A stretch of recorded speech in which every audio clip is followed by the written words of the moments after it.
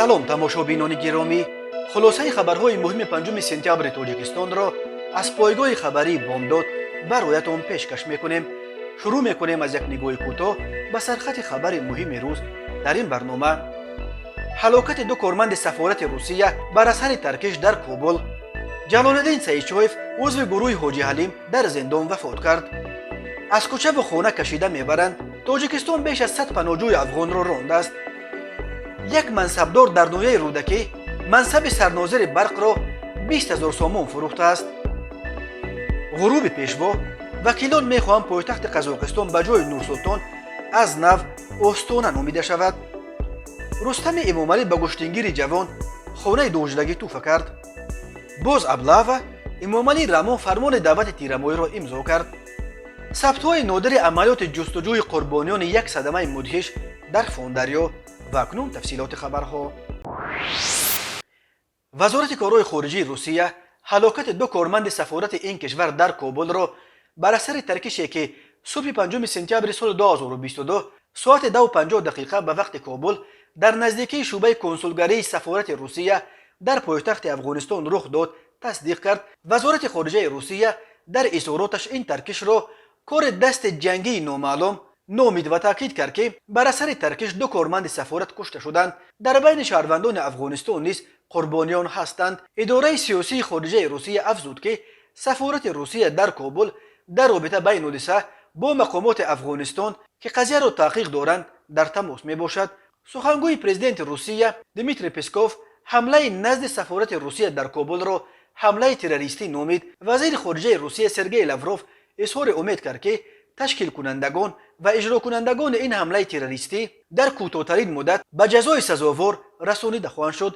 вазири хориҷаи Тоҷикистон Сироҷиддин Муридин ки иттифоқан дар Москав қарор дошт, баъди мулоқоташ бо Лавров бо изҳори ҳамдардӣ гуфт мутмаин аст ки омилони ин ҳамларо ҳатман ба масъулият хоҳанд кашонд. бино ба иттилои шабакаи телевизионии Ал-Ҷазира, бар асари таркиш дар назди сафорати Русия дар пойтахти Афғонистон ҳудуди 25 нафар осеб дида, аз ҷумла дасти кам 8 нафар ҷон бохтанд. манобеи дигар дар бораи беш аз 10 кушта хабар медиҳанд. аз ҷумла дар бемористони Истиқлол дар Кобул ба хабаргузории русии РИА Новости гуфтанд ки дасти кам 10 нафар ба ҳалокат расида, 8 тан аз захмиёнро дар ин беморхона бистарӣ карданд. Мавлавӣ Собир, сардори шӯъбаи пулиси минтақа, гуфт як террористи маргталаб мехост ба дарвозаи сафорат наздик шавад, вале посбонҳои бино ки толибон ин ҷо гузоштанд ҳамлагаро паронданд ва ба ҳалокат расониданд. русия аз кишварҳои ангушуморест ки баъди ҳукуматро дар Афғонистон ғасб кардани ҷангҷӯёни ҳаракати тунрави толибон дар моҳи августи соли 2021 сафорати худро дар Кобул ҳифз кард. ҳарчанд Москав ҳукумати толибонро ба расмият нашинохтааст, вале бо намояндагони толибон бо сурати фаъолона тамосҳо барқарор кардааст ва бо онҳо пиромони содироти бензин ва маҳсулоти дигари Русия музокирот пеш мебарад. ҷалолиддин Саидчоев, яке аз муҳофизони собиқи раиси комиссияи оштии миллии Саидабдуллои Нурӣ ки бо ҷурми иштирок дар ошӯби мусаллаҳона таҳти раҳбарии генерал Абдуалим Назарзода ба 23 соли зиндон маҳкум шуда буд. рӯзи 4 сентябри соли 2022 баъди анҷоми ҷарроҳӣ дар бемористони Маҳбас даргузашт. ӯ 50 сол дошт. дар ин бора як манбаи огоҳи наздик ба идораи зиндонҳои вазорати адлияи Тоҷикистон ба пойгоҳи хабарии Бомдод хабар дод. бино ба иттилои ӯ ҷарроҳӣ гӯё хуб гузаштааст, вале баъди анҷоми он муддати нагузашта Ҷалолиддин Саидчоев ба таври ногаҳонӣ ҷон додааст. ҳамсовати Бомдод гуфт ҷанозаи Ҷалолиддин Саидчоевро аллакай ба хешовандонаш супориданд ва ӯро рӯзи 5 сентябр дар зодгоҳаш деҳаи кунҷоки ҷамоати Нофароҷ дар канори шаҳри Истарафшан ба хук месупоранд. бисёри аз сокинони деҳаи кунҷоки ҷамоати Нофароҷ аслан аз водии Қаротегин аз ноҳияи Рашт мебошанд. Ҷалолиддин Саидчоев ки баъди хатми мактаб таҳсили динӣ гирифта буд, дар поёни солҳои 80 ба сафи ҳизби Наҳзати Исломии Тоҷикистон ки он вақт ба таври пинҳонӣ амал мекард пайваст ва соли 1992 дар пайи шурӯъи ҷанги шаҳрвандӣ узви гурӯҳҳои мусаллаҳи Иттиҳоди нирӯҳои мухолифини тоҷик шуд. баъди имзои созишномаи соли 1997 Ҷалолиддин Саидчоев چندین سال باعث معاون رئیس کمیسیون اشتی ملی سید عبدالله نوری کار کرد. بعدها او را در ازبکستان بازداشت و با جرم همکاری با گروه جنبش نمنگانی فرمانده نیروهای حرکت اسلامی ازبکستان به 24 سال زندان محکوم کردند، ولی سیشوف توانست الکی بعد 2 سال از محبس ازبکستان آزاد شود و به تاجیکستان برگردد. بعد آزاد شدنش جلال الدین سیشوف در بازار بلخ دکان گشود و به تجارت مشغول شده دیگر حیات آسایش‌تر را اختیار کرده بود. ولی در پایان ماه آگوست و اول ماه سپتامبر سال 2015 همه را خبر هلاکت عمر باباجانوف نام جوان در وحدت تکان داد. گفته میشد که کارمندان میلیس عمر باباجانوف را که در یک دانشگاه سنت پتربورگ تحصیل میکرد و برای تعطیل به وطن آمده بود، برای ریش داشتنش چنان نتکوب کردند که او دیگر به هوش نآمده بعد چند روز در روی کت جراحی بیمارستان درگذشت. منابع بامداد میگویند یکی از عامل‌هایی که سبب آغاز آشوب حاجی علیم شد در اصل همین قضیه عمر باباجانوف بود. جلال الدین سیچوف و چندین تن دیگر از رزمندگان سابق مخالفین شب 4 سپتامبر سال 2015 مسلح شده برای انتقام به بنای شعبه وزارت کارهای داخلی شهر وحدت حمله آوردند. در زدخورد در بنای میلیس 4 نفر کشته شده. جلال الدین سیچوف از شکمش چندین زخم تیر برداشت. احوال او چنان وزمین بود که جلال الدین رو برده در مرگ نزد دانشگاه طبی پرتافتند. وقتی که نزدیکانش برای گرفتن مرده او آمدند دیدند که او هنوز نفس میکشد. بعد این جلال الدین رو به بیمارستان برده چندین جراحی کردند. جلال الدین سیشوف تقریبا 1 سال در بیمارستان به سر برده و بعد تبابت یافتنش او را با جرم اشتراک فعالانه در آشوب حاجی علیم و حمله مسلحانه به بنای میلیس شهر وحدت به 23 سال زندان محکوم کردند. او در محبس 1 در مرکز دوشنبه ادای حکم میکرد. سال پیش محبوسان این زندان را به محبس نوی که در کنار شهر وحدت ساختند گذرانیدند. آشوب حاجی علیم یک صحیفه پر از راز در تاریخ نوین تاجیکستان باقی میماند. پرزیدنت تاجیکستان امامعلی رحمان روز 3 سپتامبر سال 2022 فرمان درباره به احتیاط رخصت کردن خدمتچیان حربی که مهلت مقرر گردیده خدمت حربی را ادا نمودند و دعوت نوبتی شهروندان سالهای تولد 1995 تا 2004 جمهوری تاجیکستان به خدمت حربی را امضا کرد که بر اساس آن از 1 اکتبر موسم تیرماه دعوت به صف قوه‌های مسلح آغاز یافت و تا 3 نوامبر دوام می‌کند. در فرمان گفته می شود که طی ماه‌های اکتبر نوامبر باید همه آنهایی که مهلت خدمت حربیشان به پایان رسیده است از صف ارتش، قشون‌های سرحدی، قشون‌های داخلی وزارت کارهای داخله، قشون‌های کمیته حالت‌های فوق‌العاده، بریگاد پاسبانی سرریاست زندان‌ها و بتالون کشاورزی اگنتی اموال مخصوص به احتیاط رخصت کرده شوند. همزمان طی ماه‌های اکتبر نوامبر سال 2022 شهروندان جنس مرد تا روز دعوت به سن 18 رسیده اینچنین شهروندان سن کلانتر جمهوری تاجیکستان که حقوق به تأخیر انداختن مهلت دعوت یا آزاد بودن از دعوت به خدمت حربی را ندارند برای ادای خدمت حربی به صف نیروهای حربی کشور دعوت خواهند شد. مقامات حق دارند شهروندان سالهای تولدشان از سال 1995 تا 2004 را به خدمت دعوت کنند. در فرمان پرزیدنت همچنین از وزارت فرهنگ، کمیته کار با جوانان و ورزش و کمیته تلویزیون و رادیو تاجیکستان خواسته شده است که آمادگی و رفت دعوت شهروندان را به خدمت حربی به طور وسیع انعکاس نموده خدمت حربی را در قوه‌های مسلح جمهوری تاجیکستان همچون وظیفه مقدس هر یک شهروند جمهوری تاجیکستان ترغیب نمایند. دعوت به صف قوه‌های مسلح تاجیکستان هر سال 2 مرتبه در بهار از 1 اپریل تا 31 مای و تیر ماه از 1 اکتبر تا 3 نوامبر دوام می‌کند. هر موسم دعوت به ارتش در تاجیکستان همراه با شکایت‌ها از ابلاغ یا احاطه‌گیری جریان می‌گیرد. در بسیار موارد خویش و تبار جوانان ابلاغ شده تنها بعد چند روز خبر می‌یابند که نزدیکان گم شدهشان را به ارتش بردند. فعالان جامعه شهروندی از رهبران تاجیکستان چند بار دعوت کرده بودند که به این تجربه ابلاغ که آبروی دولت را می‌ریزاند نقطه گذارند، اما دعوت آخرین بهاری نیز استثنا نشد و در طول 2 ماه آن دهها خبر و ویدیوها درباره زوراً به ارتش بردن جوانان نشر شد. سال 2021 در تاجیکستان قانونی قبول شد که بر اساس آن آنهایی که نمیخواهند 2 سال خدمت کنند میتوانند با پرداخت مبلغ معین که 26800 سومانی را تشکیل میدهد همگی 1 ماه خدمت کرده دیگر از این قرض خلاص میشوند. مقامات بر اینند که چنین الترناتیو میتواند коррупсия ро дар низоми комиссариятҳои ҳарбӣ аз байн барад. منابع معتمد رادیوی آزادی گفتند که در روزهای آخر بیش از 100 مهاجر افغانستانی مجبوراً از تاجیکستان بیرون کرده شدند. مهاجران افغانستانی میگویند آنها را از کوچه یا از خانه گرفته به قرار دادگاه از تاجیکستان میرانند. مقامات تاجیکستان شرح نمیدهند.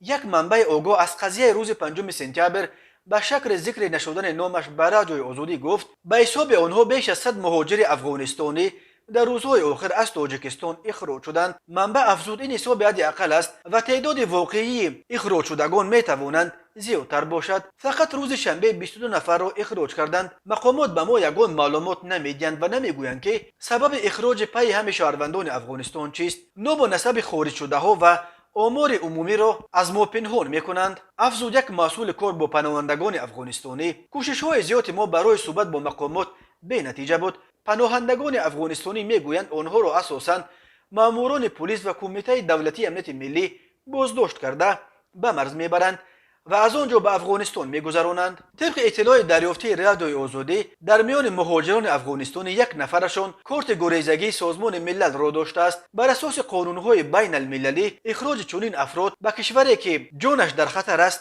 منع میباشد. کمیساریات عالی سازمان ملل روز 25 آگوست امسال در بیانیه از اخراج پناهندگان افغانستانی نگرانی کرد و از مقامات خواست به این کار خاتمه دهند. مقامات به این درخواست سازمان ملل تا حال پاسخ ندادند. طبق اطلاع دریافتی مولگیت زویت رهبر نمایندگی کمیساریات عالی سازمان ملل در امور پناهندگان در تاجیکستان به ژنو رفته است. یک مسئول نمایندگی سازمان ملل به رادیوی آزادی گفت به احتمال زیاد جناب زویدی مسئله اخراج پناهندگان افغانستانی را از تاجیکستان با کمیساریات عالی حقوق بشر سازمان ملل از نزدیک در میان خواهد گذاشت. بعضی مهاجران افغانستانی میگویند آنها را از کوچه و از خانه کشیده به مرز میبرند. تمام ما افغانها کارت گریزگی داریم و در سازمان ملل ثبت هستیم. اگر به افغانستان برگردیم جان ما در خطر است چون که کارمندان حکومت پیشین هستیم، گفته است یک مهاجر افغانستانی به شبکه افغانستان اینترنشنال. در تاجیکستان تقریبا 10,000 شهروند افغانستان زندگی میکنند. اکثر آنها میگویند از ترس طالبان به تاجیکستان فرار کردند. این گروه تندرو یک سال باز در افغانستان حکومت میکند و به نقض حقوق آدمان به ویژه زنان و دختران متهم است. تماشابینان عزیز، یادآور میشویم خلاصه مهمترین اخبار تاجیکستان را از پایگاه خبری بامداد تماشا دارید. برنامه را ادامه میدهیم. وکیلان گروه پارلمانی قزاقستان نو در مجلس پلات پایانی پارلمان قزاقستان پیشنهاد کردند که به جای نام آذرش نور سلطان نام قبلی پایتخت این جمهوری استانه برقرار شود. اظهارات وکیلان این گروه که ماه فوریه سال 2022 تشکیل شده طرفداران پرزیدنت کنونی قزاقستان قاسم جمال توقایف را متحد میکنند شام 2 سپتامبر سال 2022 نشر شد. در صورت وارد کردن علاوه به قانون اساسی ما با استفاده از این فرصت میخواهیم که به قانون اساسی باز یک تغییرات مهم وارد کرده شود. سخن درباره برقرار کردن نام قبلی پایتخت می رود. در وقت زنده بودن یک انسان به نامش گذاشتن شهرها را نادرست می شماریم. به بالای این مردم هم نام نو پایتخت را قبول نکردند. گفته می شود در اظهارات وکیلان از این رو از لحاظ تاریخی عادلانه می بود که اگر نام قبلی پایتخت استانه که در وقتش از جانب پرزیدنت یکم پیشنهاد شده بود برقرار کرده شود. این قرار سهم پرزیدنت یکم در قامت راست کردن و رشد شهر اساسی کشور را به نظر می گیرد و همچنین به خواسته های شهروندان نیز جوابگوست. اظهار داشته است گروه پارلمانی قزاقستان نو ماه ینور سال 2022 در پی اعتراض های گسترده در قزاقستان زیر پتیسیا با طلب برگردانیدن نام قبلی پایتخت این کشور بیش از 300,000 نفر امضا کرده بود. نورسلطان نظربایف که حالا 82 سال دارد از سال 1989 تا 2019 در طول 30 سال بر قزاقستان کشوری از لحاظ مساحت، حجم اقتصاد و ذخیره‌های طبیعیش از همه بزرگ آسیای مرکزی روبری کرده. سال 2019 او کرسی پرزیدنتی را رسما به قاسم جمال توقایف سپرد ولی از پس پرده به عنوان البسی یا پیشوای ملت همچنان تقریبا تمام امور کلیدی دولت را در دست خود نگاه داشته بود و توقایف بیشتر نقش یک پرزیدنت نمایشی را اجرا می‌کرد. پیشنهاد برگرداندن نام استانه به پایتخت قزاقستان در حال صدا می‌دهد که بعد اعتراضهای خونین ماه ینور سال 2022 نظربایف از دست دراز دخالت و نفوذ قبلیش به امور دولتی کشور محروم گردید. همچنین در این اواخر بسیاری از طرفداران و یاران او و همین طور خویشاوندان نزدیک نظربایف منصب و مقامهای بلند و تجارتهای بزرگ خود را از دست دادند و برخی آنها حتی پس پنجره رفتند. به این ترتیب آفتاب پیشوا در قزاقستان هرچه بیشتر به غروب خود نزدیک می رود. اگنتی مبارزه با کروپسیون تاجیکستان روز 5 سپتامبر سال 2022 از انجام تفتیش پیشکی و بعد تصدیق فکر عیبدارکنی به دادگاه سپردن یک پرونده نادر کروپسیونی خبر داد. یک منصبدار از نوعه رودکی در این پرونده به فروش منصب عیبدار می شود. مرکز مطبوعات اگنتی در شرح این پرونده گفت سهراب رستمخان در وظیفه رهبر تجارتی شبکه‌های برقی نوعه رودکی کار کرده. در دوره فعالیت کاریش برای فریب به سوء استفاده مقام خدمتی از شهروند برای به وظیفه سرناظر زیرزگاه برقی روحتی و شرقی شبکه‌های برق نوعه رودکی تعیین نمودنش مبلغ 20,000 سومانی طلب کرده گرفته است. وابسته به این حالت منصب فروشی نسبت به سهراب رستمخان بر اساس ماده 247 قسم 4 بند به کودکس جنایتی جمهوری تاجیکستان پرونده جنایتی آغاز کرده شد. به او بر اساس این بند قانون برای قلابی به مبلغ مخصوصا بزرگ همچون جزا جریمه به اندازه از 1460 تا 2190 نشان دهنده برای حسابها یا محروم ساختن از آزادی به مهلت از 8 تا 12 سال تهدید میکند. ولی تجربه دادگاهی تاجیکستان نشان میدهد که اکثر منصبداران برای گرفتن پوره به دست افتاده با پرداخت یگان جریمه رمزی از جوابگری خلاص می شوند. در تاجیکستان فروش منصب‌های به قول معروف رفغانین از جمله در ساختارهای مسئول جمع‌آوری پول نیروی برق به یک امر معمول تبدیل یافته است. ولی موردهای آشکار کردن و به جوابگری کشاندن منصبداران برای منصب فروشی در کشور خیلی انگشت شمارند. ساختارهای ساحه نیروی برق در تاجیکستان به خصوص بخش جمع‌آوری پول برق یکی از ساختارهای از همه فساد زده در کشور به شمار می رود. سال تا سال افزودن اینک به 23 میلیارد سومانی یا تقریباً 3 میلیارد دلار رسیدن قرض شرکت برق تاجیک را بسیاری از ناظران نتیجه همین سطح بلند فساد در این ساحه می شمارند.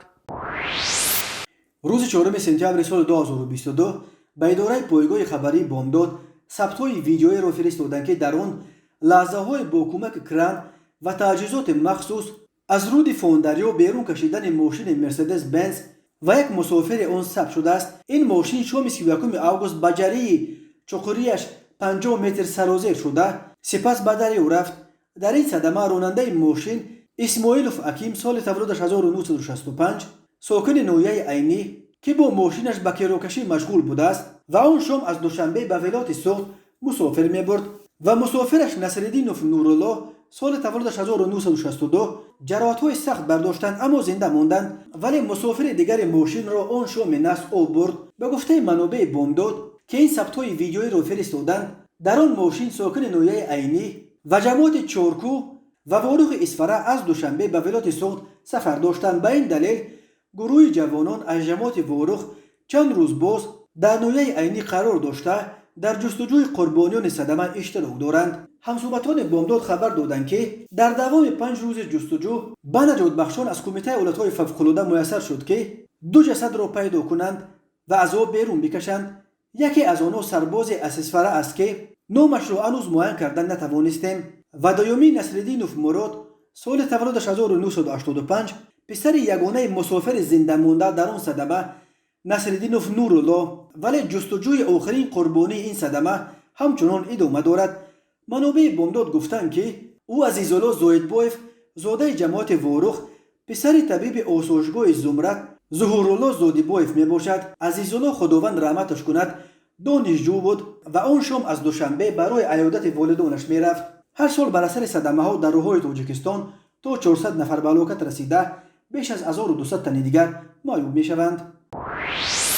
رستم امامعلی رئیس شهر دوشنبه و رئیس مجلس ملی پالاتای بالایی پارلمان تاجیکستان روز 5 سپتامبر سال 2022 ورزشگر جوان دستپرور مکتب مخصوص ورزشی ذخیره‌های المپی رقم 6 اوید به نمودهای گشتین شهر دوشنبه چمپیون جهان اوید به جودو میان جوانان امامعلی نورالله را به حضور پذیرفت و به او برای دریافت عنوان قهرمانی همچون جایزه منزل 2 حجرگی توفه کرده است. از 7 تا 12 آگوست سال جاری در شهر گویاکیل کشور اکوادور در امریکای جنوبی چمپیونات جهان اوید به گشتین جودو بین جوانان برگزار گردید. در مسابقه مذکور 373 ورزشگر از 63 دولت دنیا اشتراک کردند. امامعلی نورعلی در این مسابقه با نفوذ در وزن 66 کیلوگرم توانست همه حریفان خود را شکست دهد و عنوان چمپیون جهان را صاحب گردد. امامعلی نورعلی از نوعه خراسان ولایت ختلان بوده یکی از گشتینگیران امیدبخش تاجیکستان به شمار می رود. مخلصان امیدوارند که مقام قهرمان جهان بین جوانان آخرین دستاورد او نیست و این ستاره جوان تاجیک در آینده به قله‌های بازم بلندتر در عرصه جهانی دست خواهد یافت. و حالا یک مرور کوتاه به اخبار کریمینالی و حادثه‌های ناخوش روز. وزارت کارهای داخلی تاجیکستان با نشر عکس محبوس فروری از ساکنان خواسته است در عوض جایزه پولی خبر جای بود و باش او را آشکار کنند. یک کارمند ریاست کارهای داخلی باختر به شرط ذکر نشدن نامش روز 2 سپتامبر برای آزادی گفت در پهلوی عکس‌های احمدبک سعیدوف فروری رسما هوسمندکنی پولی ذکر شده است. وی گفت در پهلوی عکس نوشته شده است که احمدبک سعیدوف ساکن جماعت زرگر نویه کوشانیان ختلان با جرم روزنی گمانبر است و معلومات درباره او به طور مخفی پیشنهاد کرده شود به ساکنان مبلغ پولی داده می شود. احمدبک سعیدوف 35 ساله شب 18 به 19 آگوست امسال از یک بازداشتگاه دوشنبه فرار کرده است. یک منبع در نهادهای قدرتی روز 29 آگوست برای آزادی گفت صبح 19 آگوست خبر دادند که یک نفر از بازداشتگاه فرار کرده است. همین قدر گفتند که احتیاط کنید. تمام. احمدبک سعیدوف در آغاز ماه آگوست امسال در قطار 12 کس دیگر از روسیه به تاجیکستان استرداد شده به حمله غارتگرانه و تصرف 86250 سامانی در سال 2007 در دنقره متهم است. وی از جماعت تاجیک‌آباد نویه وخش است و جستجوی او نیز اساساً در محله زیستش و منطقه‌های اطراف آن براه مانده شده است. دادستانی نقلیات منطقه اورال روز 5 سپتامبر سال 2022 در تلگرام کانالش خبر داد که دادستانی نقلیات ولایت سوردلوفسک تفتیش پرونده یک زن 53 ساله شهروند تاجیکستان را به انجام رسانیده برای بررسی به دادگاه نویه شالیا سپرده است. این زن که ماه ایون در ایستگاه شالیا هنگام انتقال 300 گرم هیروئین توسط قطار راه آهن مسکو ولادیواستوک دستگیر شد. بر اساس قسم 3 ماده 30 و قسم 4 ماده 228 کودکس جنایتی روسیه به قصد فروختن مقدار بزرگ مواد مخدر با استفاده از شبکه اینترنتی ایبدار می شود. خود این زن و یا ادوکات و نزدیکانش برای شرح اتهامات اعلان شده دسترس نیستند، ولی بنا به فرضیه تفتیشات این زن تاجیک همراه یک نفر شخصیتش نامعلوم که پرونده او را علایده کردند ماه یونیو سال 2022 در قطار مسافرکش مسکو ولادیواستوک از شهر مسکو برای فروش به شهر نوسیبیرسک 300 گرم هیروئین برد. این مقدار مواد مخدر را او در یک سومکه ورزشی در رف بالایی کوپه‌اش پنهان کرده بود. تفصیلات دیگر این پرونده دسترس نیست. به زن تاجیک برای کوشش فروش مقدار بزرگ مواد مخدر همچون جزا بر اساس قسم 4 ماده 228 کودکس جنایتی روسیه از 10 تا 20 سال زندان با جریمه به مبلغ 1 میلیون روبل تهدید میکند.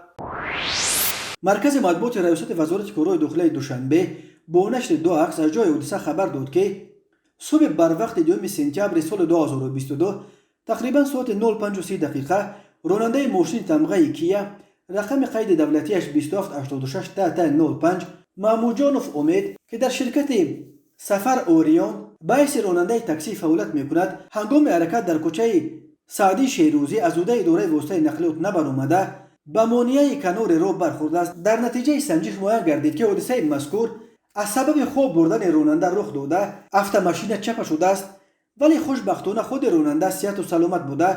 تنها ماشین ضرر تکنیکی دیده است. وابسته به حالت مذکور مواد لازمی ترتیب داده شده. تحقیق جریان دارد. هر سال بر اثر صدمه ها در راههای تاجیکستان تا 400 نفر به هلاکت رسیده، بیش از 1200 تن دیگر معیوب می شوند. تماشابینان عزیز و گرامی، این بود مرور به خلاصه چند خبر مهم امروز تاجیکستان. خبر و گزارش های بیشتر از تاجیکستان و درباره تاجیکستان و اطراف آن را در سامانه پایگاه خبری بامداد در این نشانه پیگیری نموید. www.bomdod.com.